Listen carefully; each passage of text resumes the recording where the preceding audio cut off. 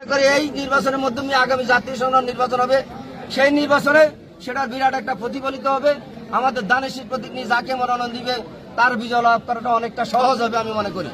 আর একটা কথা বলতে চাই, আজকে 5 তারিখের পরে আমাদের নেতা তারেক রহমান সম্পর্কে ওই দিল্লির দাসত্ববাদীরা ওখান থেকে এখনো ষড়যন্ত্র করছে, বিভিন্ন রকমের পুরুষপূর্ণ বক্তব্য দিচ্ছে তারেক রহমানের সম্পর্কে। আমরা তাদেরকে বলতে চাই, এই গণতন্ত্রের জন্য এদেশের জনগণ হাজার হাজার জনগণ রক্ত দিয়েছে। আবার এই গণতন্ত্রকে যদি কেউ ষড়যন্ত্র করে সেই গণতন্ত্র প্রতিষ্ঠানিক রূপ দেওয়ার জন্য আমরা তৃণমূল সবাই ঐক্যবদ্ধ আছি। আগামী দিনে যে কোনো পরিস্থিতির মোকাবিলা করার জন্য আমরা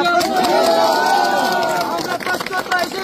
তারেক রহমানের বিরুদ্ধে, বেগম খালেদা জিয়ার বিরুদ্ধে, এদেশে গণতন্ত্রের বিরুদ্ধে যারা ষড়যন্ত্র করবে তাদের বিরুদ্ধে দাঁত ভাঙা জবাব দেওয়ার জন্য এই তৃণমূল ইনশাল্লাহ আগের চেয়ে অনেক বেশি শক্তিশালী হিসেবে আমরা রূপ লাভ করেছি। এবং এই ভোটের মাধ্যমে আমাদের দল শক্তিশালী হয়েছে, দলে গণতন্ত্র প্রতিষ্ঠা হয়েছে, তৃণমূলে গণতান্ত্রিক ষষ্ঠ হয়েছে। এটাই কিন্তু আমরা আমাদের যে ত্যাগ রয়েছে গত 17 বছরে সেই ত্যাগের প্রতিফলন একমাত্র তৃণমূলে বিএনপিকে গণতান্ত্রিকভাবে প্রতিষ্ঠা করার জন্য তারেক রহমানকে আবারও ধন্যবাদ জানাই। পরিশেষে অত্র ইউনিয়নের করপাড়া ইউনিয়নের জনগণকে, 5 নম্বর ওয়ার্ডের জনগণকে সবাইকে ধন্যবাদ জানাই। আগামী দিনে যেই পর্যন্ত তারেক রহমান তার নেতৃত্বে বাংলাদেশে গণতান্ত্রিক সরকার প্রতিষ্ঠা হবে ততদিন পর্যন্ত ইনশাল্লাহ আমরা আমাদের আন্দোলন চালিয়ে যাব। আমরা